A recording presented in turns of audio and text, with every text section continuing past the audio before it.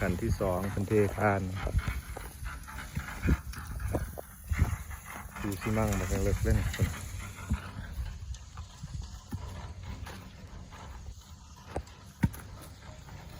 จากที่หอดใสมาเนี่ยมือกวนเพิ่น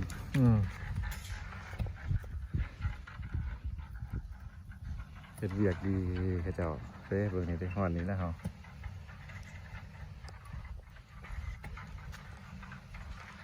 หอดซ้ำหนึ่งได้ซ้ำหนึ่งเอาซ้ำหนึ่งพอได้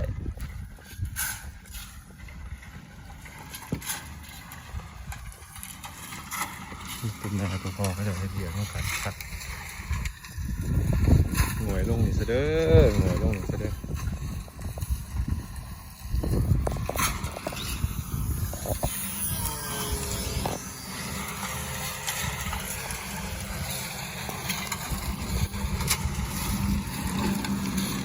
ดูนสิหมอกขึ้นมาเนื้อเอื่อยนั้นเราเห็นตัวนะเราสื่อคนเดียวเราได้ที่นิ่งคนเดียว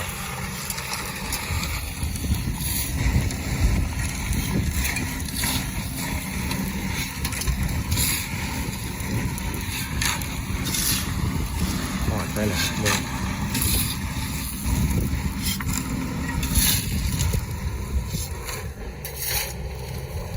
หอดให้หอดนี่เดี๋ยว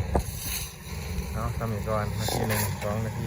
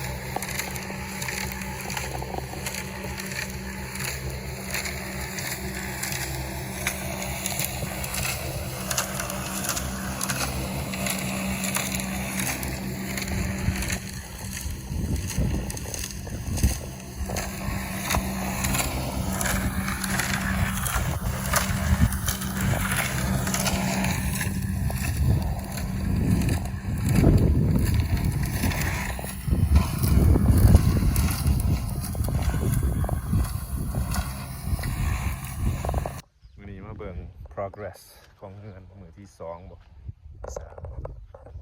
เด้หอนี้เขาเฮ็ดงามพุ่นเครื่องสะดวกดีเห็นอะไรเพิ่นว่าจะออกนี้นี่ของน้ำเบิ่งดิไว้ขนาด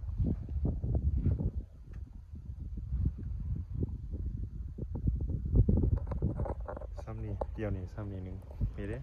มือที่3คือ2เขาจะเอามาเฮ็ดมือที่2นี่มือที่2มือที่2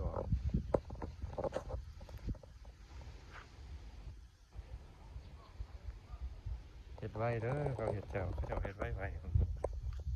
อันนี้ทางมันสิมายางนี่เฮาก็ต้องเอานี่ออกนี่หัว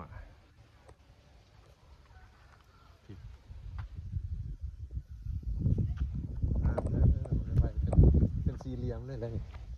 เงินมันก็ซ้ำนี่แหละเงินเส้นเท่าไหร่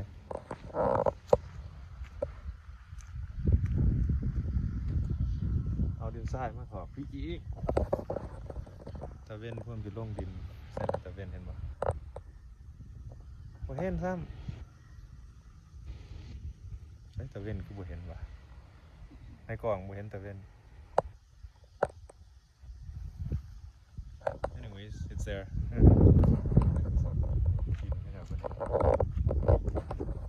โอเคอยู่สำหรับโอเคอยู่เด้ทางนี้ดินสองดินทราย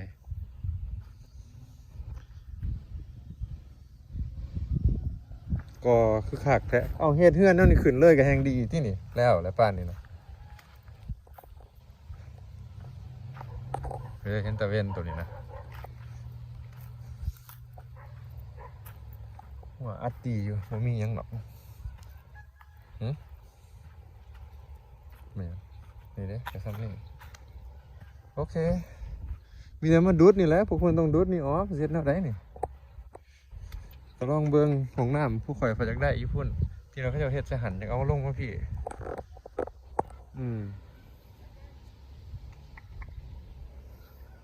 เอาซ้ำนี่ก่อน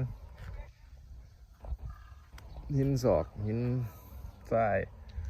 เย็นมื้อนี้เย็นเอาบ๊ายบายก่อน